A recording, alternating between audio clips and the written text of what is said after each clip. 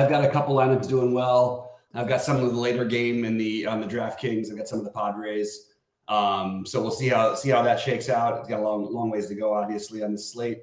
But currently, I'm done with my time. Unfortunately, I played the Hunter Green, so I'm in fourth place. Probably going to end up in the top 10-ish around in the single entry, the 121. So hey, fourth out of 450 people, pretty good start over there. So hopefully I can make up some ground in one of my big buy-in, one of the walk-offs. I've got basically, unfortunately, I have too much of the Minnesota side, and hopefully they can get something going late. And got San Diego, so we'll see what happens with that, as well as Blake Snell in that lineup, and did have the McClanahan in there. So anyway, I'm not planning to play NBA tonight, but I thought I'd check in with you guys just in case you wanted to do anything. We've got the SaberSim projections up for the NBA. I honestly was going to put in a lineup, but I just can't, I don't want to sit around all night and wait for Jokic news, which is going to dictate the whole slate. So I just wanted to touch base with everybody. If anybody wants to jump on in and say hello, jump on in and say hello. I'm just going to hang around for a few minutes. Just sort of want to check in, see how you guys are doing. I've got some big mistakes in my golf lineup so far. A really bad start by Cam Davis. Just double bogeyed the first hole. So that's going to be tough. Very, very tough to know where this cut line is going to end up. Just with the way the weather's been, and some weather tomorrow too a little bit. So it's kind of a tricky one to keep track of here. So unfortunately, guys who are hurting me right now, like Ryan Palmer +2, still could make the cut. Actually, I looked good on some holes. Just had a couple of bad bogeys, a couple missed putts.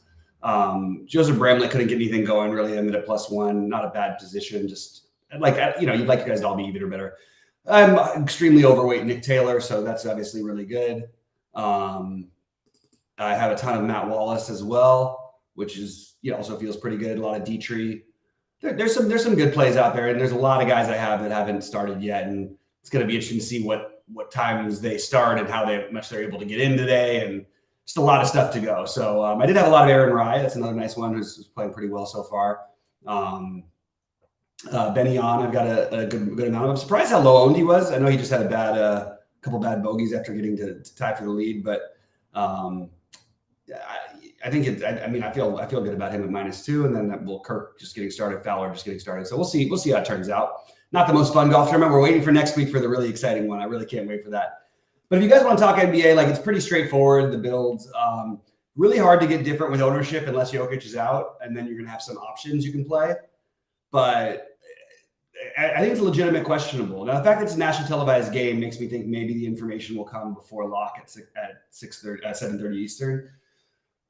And I think that if he's going to rest one game of back-to-back, why wouldn't it be tomorrow? It seems like it would be logical that he'd play tonight. And as of right now, with them as a 5.5 point favorite against New Orleans, I don't know. That seems about right, I guess. It's pretty close.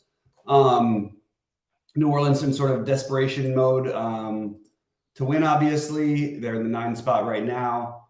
And, would love to see if they can get into that 7-8 playing game. So I don't like these two gamers kind of suck, but I've had some good success with them in the past. So kind of maybe it is a little bit tempting to me to kind of put one in, but I don't have a play that stands out as being low owned and a cool play that I like. I think the closest thing I have to that would be if Robert Williams plays. I think that he's going to have ownership. Robert Williams, for some reason, Drew Holiday is getting no love here. And I know it's a back-to-back, and he put up 700 billion points last night. But Drew Holiday and Brooke Lopez, those are certainly ways you could get a little different. Grayson Allen, you could shoot his way into a game. Christian Braun absolutely could shoot his way into a game, into having a nice night. So those are the low-owned guys that maybe you take some shots on. But there's not everybody's going to get a pretty appropriate ownership. There's no favorite plays everybody I'm looking at is going to be 30+% owned that I think is a reasonable play. And there's some guys in the 10s that I think are, Trey Murphy can shoot his way into a game at 6K. But Holiday and Lopez, that certainly make a little bit of sense at what looks like it's going to be low ownership.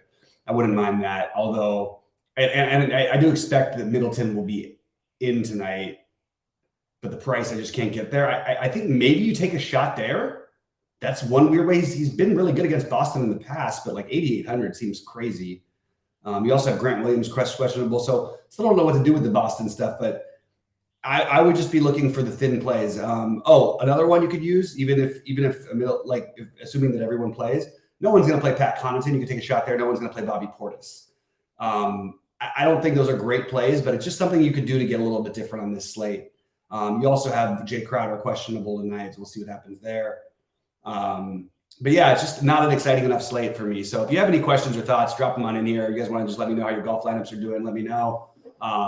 Rooting for everybody. It's really exciting to have baseball back. I feel like I can, after last night's NBA, I'm just letting it, I'm going to play some more slates, and of course I'll do my content, but I'm not going to play heavy, crazy, big, too often, just unless I like win something and just it's, I fell for the Reddish thing, which felt stupid. And then DSJ the night before getting announced out after lock, costing me 13,000.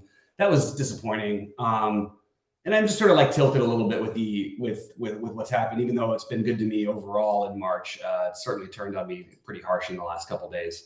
So taking a little breather from NBA for the night, heavy on baseball. Hopefully my guys can actually start hitting, and hopefully my golf guys can get it together a little bit.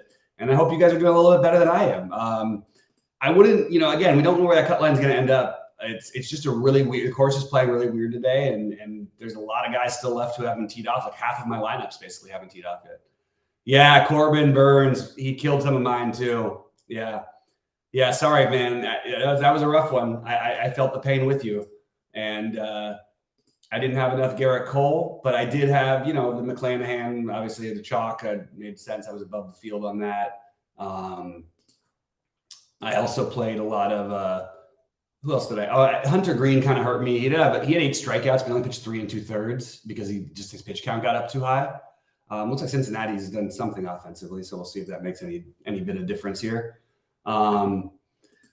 But anyway, yeah, it's been one of the, it's one of those opening days where just nothing. Baseball's hilarious because you sometimes look like you're the smartest guy in the world, sometimes you look like an idiot. Looks like I'm a little bit alive here, more than I thought maybe, because Buxton I used as a one-off. I used O'Neal Cruz as a one-off. Scherzer got the quality start and blew his lead, but they're up by 2 now, so hopefully he gets the win. I used him on FanDuel. Still not going to catch up with the top lineups, but I think I'm going to be able to maybe get back in it a little bit. We got a lot of time left for the Reds, and I got a nice 4-man stack of them. The Jason Vosler at 8% ownership. It feels good. Stevenson at only 10%. So these guys can get a couple things going and have, looks like it might be a profitable FanDuel MLB slate, at least for me. So that's where I'm at, guys. Not a whole lot to talk about. Like I said, if you want to pop in, I'll take a look at the premium channels all through the night, but I'm just not excited about it. It's just not my thing. I'm going to sit back and watch some golf. I was up all night getting ready for NBA after our live thing. I'm going to get for MLB. Caught up on a lot of knowledge and found out who everyone's playing for and all that stuff. And I am beat. I got up at 6 to get ready for the slate again after being up till 3. So I'm just dead. Hey, Matt Metalalo, no problem, man. Always want to pop in whenever I can. We're going to be doing that a little bit more, just spontaneous little pop-ins, check in how you're doing. We do have the Wednesday sweat shows, but we'll also get some sweat shows, just spontaneously as we feel it throughout the MLB season. I'll jump on here and talk with you guys if you feel like it. We can also talk in the Discord channel, which I'm going to be doing a little bit more of. The premium channels are really where it's at these days, and especially for NBA. But, for MLB, it's a little bit more straightforward, obviously, and it's going to take up a lot less of my time so I can work on improving the site. We have a whole revamp we're doing. It's going to look so much better, and everything is going to be much easier and cleaner to use. We've also got new tools. We've got other people like Rody's back doing his content again, so make sure to check out his stuff. He's obviously awesome at MLB. We've got Goldie's aggregate information. We are the only site that aggregates all the information and all the projections in the industry. And we are the only site offering that in the world. So I really think you should be with us. We also have a new deal we're going to do for new members where we're going to do a little thing that involves Stake Kings, which I'm excited about, but I don't want to talk about quite yet until we're ready to do it. Anyway, guys, we appreciate you all. I hope you all have a great day. Let me know if you need me in the Discord, and good luck tonight, everybody. Let's hope the MLB improves and hope the golf goes